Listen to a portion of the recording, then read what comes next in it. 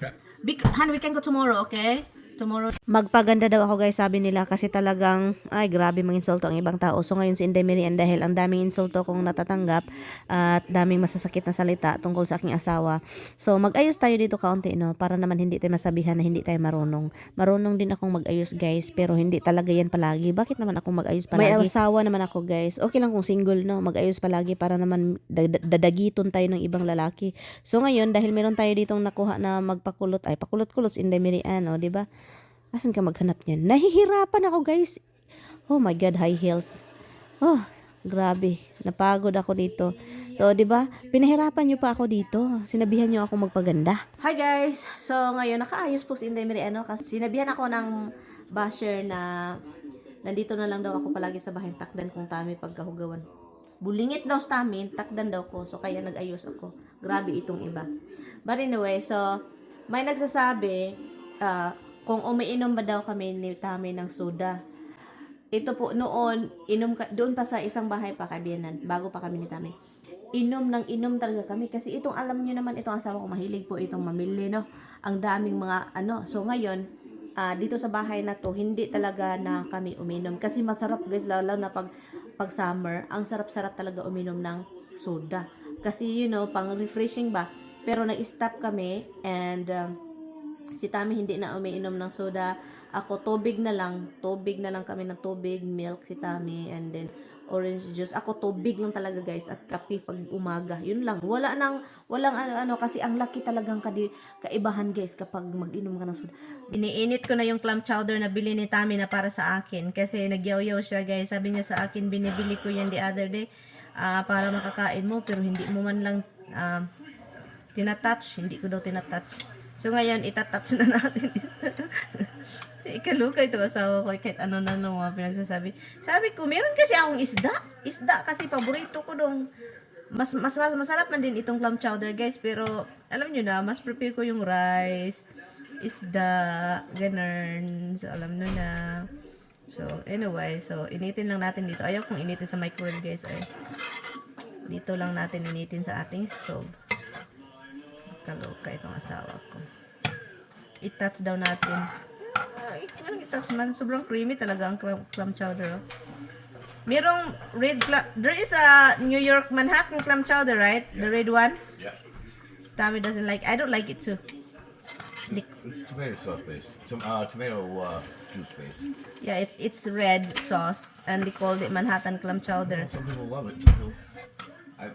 There are other people who don't like this, and they love that. So, taste it. Crumble crackers. Crackers? We have a lot of crackers. Do you want crackers? Crumble up inside of the soup. Oh, no, I don't want it. What? Nope. I'm just saying what you do. You just came in, don't go outside. Palagi na lang ikang lalabas, ha? Sige, so. Sobrang init po ito, so I'm gonna use my hand. So, this is very hot, but I'm gonna use my hand, okay? My husband is looking my finger. He's worried, guys. He's worried. He was shaking. He's shaking his head. You need an extra hand. So, meron po tayong guys. Murag pa mong tala-tala lang kayo na yan. Clam chowder. Let me try if it's still the same.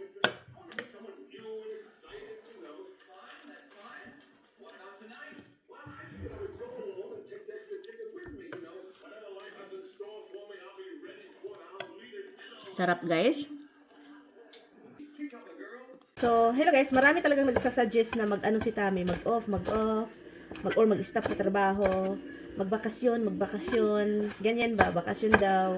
And then, itong comment na ito is para daw makabakasyon si Tami sa Pilipinas. Guys, kung bago pa lang kayo dito, no, nagpunta yan si Tami ng Pilipinas 2010 after kasal namin. Ang nangyari guys, ayaw na niyang bumalik doon dahil sobrang init. Ayaw nga niyang magpunta sa Florida. Nakatira siya sa Florida for how many years? Ayaw nga niya doon dahil sobrang init. Mas mainit ang Pilipinas, di ba? So doon niya naranasan na grabe ang init, and ayaw niya. At hindi man talaga kami mahilig magbakasyon. Kaya inaano ko nga siya, sinasabihan ko siya kasi meron siyang kaibigan sa Costa Rica. Meron siyang kaibigan doon, merong property. And then meron siyang parintahan. Nasa bukid-bukid guys, maganda. Masarap ito guys at sal mabango. I-ano ko to, isave ko to para sa itlog bukas. So yun siya, sabi ko nga magbakasyon ka doon. Hindi na ako sasama kasi may tiwala naman ako talaga guys. Pero kung noon ayaw ko guys. Gusto kong nakatingin ako palagi sa asawa ko. Sabi ko magbakasyon ka doon sa Costa Rica para. So sabi niya sa akin, oo, gusto niya magpunta doon pero kasama ako. Sabi ko hindi na lang pwede kung magbakasyon ako doon na lang ako sa Pilipinas kasi ayaw talaga niya doon. So bahala maghiwa-hiwalay tayo, hindi naman kami palaging maghiwalay, 'di ba? Palagi na nga kami magkasama, walang bakasyon. So kaya sabi ko sa kanya, kailangan mo magpunta doon. Pero sabi niya sa akin, tignan daw niya. Iwan ko na lang ito asawa ko. Sabi ko hindi, okay lang sa akin na hindi na tayo magpunta-punta kahit saan. Sabi ko, basta kayo magbakasyon ka doon, okay lang sa akin talaga. Bantay na lang ako muna dito sa mga alaga natin, dito lang ako. As long as hindi ka magtagal doon, sabi ko sa kanya. So kaya yun. Pero sa Pilipinas guys, yung mga ibang lugar, ayaw talaga namin magbakasyon guys kahit iwan ko. Gusto talaga namin dito sa bahay guys. As in, mas prepare namin nandito. At isa pa, mga long flight kasi, ayaw din niya guys. Na-try niya yun talaga guys. Grabe talaga yung niya guys. 14, 15 hours ang nasa plane and then walang sigarilyo. Si Tami para siyang, yung sakit ng ulo niya, yung parang mabubuang na siya, na parang sisigaw na siya na, gusto ko na sigarilyo. Ganyan guys. Para na talagang siyang maluluka. So kaya, hindi talaga yan pwede. Sinister, doon babalik. Sana sana makabalik siya doon. Pero imposible talaga guys. Sana lang talaga makabalik doon siya, pero parang sa tingin ko imposible talaga makabalik siya doon guys kasi yung mga yun ang sinabi ko. Long flight, mainit. At saka I think sa tingin ko din kasi gusto ko sinabi ko sa kanya na gusto ko magtitira doon sa Pilipinas. Doon ako titira talaga. Yung parang pwede naman tayo doon 6 months tayo. Pero sabi niya sa akin hindi talaga diyan niya. Para sa tingin ko, hindi naman sa init, pwede naman mag-aircon. I think ayaw niyang malayo sa mga kapatid niya. Ayaw niya kasi siya lang yung lalaki. Parang siya yung protector ba. Yun yung nafe-feel ko. So, okay lang naman din kasi. Ako din, gusto ko din sa Pilipinas. Taga doon tayo eh. Gusto ko din doon kahit 4 months, okay lang talaga sa akin guys.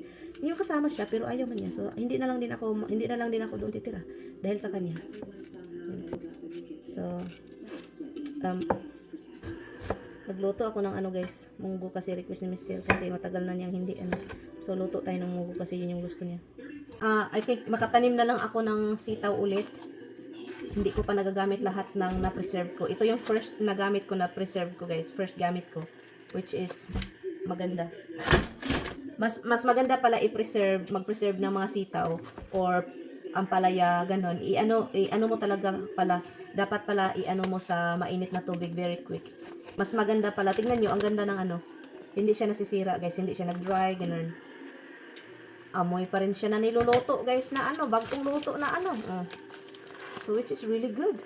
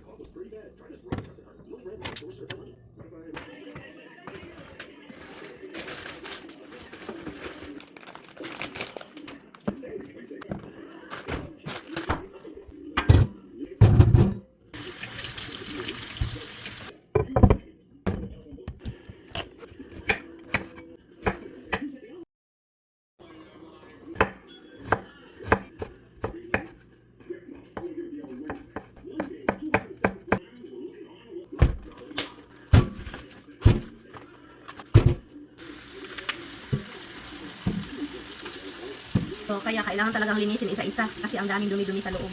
Hindi man yan makulikot. So, kailangan talaga yung linisin. Kasi kung kasugasan nyo lang, ganito, hindi yun, meron sa loob. Oh my gulay. Ano mo na product? Dito na. Look!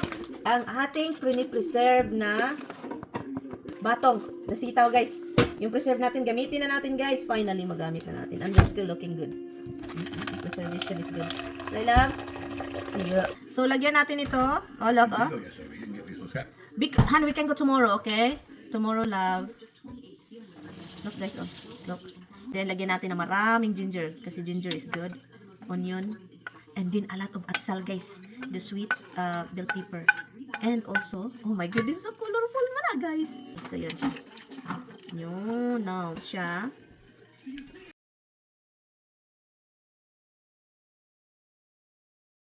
Sinabi niya sa akin, ay pangit yan, walang malunggay. Nasanay daw siya sa malunggay. Siguro mali ko sa ako. Sabi ko, ikaw pa yung may alam, ako yung nagluluto. Ang sitaw. Sitaw. Ang munggo na ito is puro gulay po. Makunti lang yung munggo. Sana magustuhan ni Tami. Kasi mas paborito niya ang munggo kaysa mga iba't ibang klaseng gulay.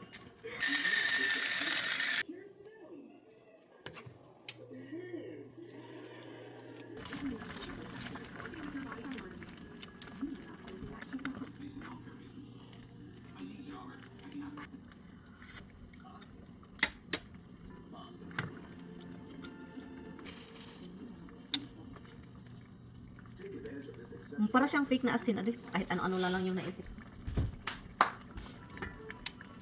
Alam nyo, yung mga naranasan kasi natin sa Pilipinas, ikumpara talaga natin dito guys. Alam nyo, yung bumibili tayo ng asin sa Pilipinas na may basa-basa pa yung asin, may pagka moist yung asin natin doon na talagang alam natin na asin talaga siya. And then ikumpara natin dito, makaano talaga ako na, ay, ano itong asin dito ba, piki. Makaana dito guys. Dahil man talaga yan sa, iba yung naranasan ko noon, iba yung nakikita ko kaysa mga nakikita ko ngayon.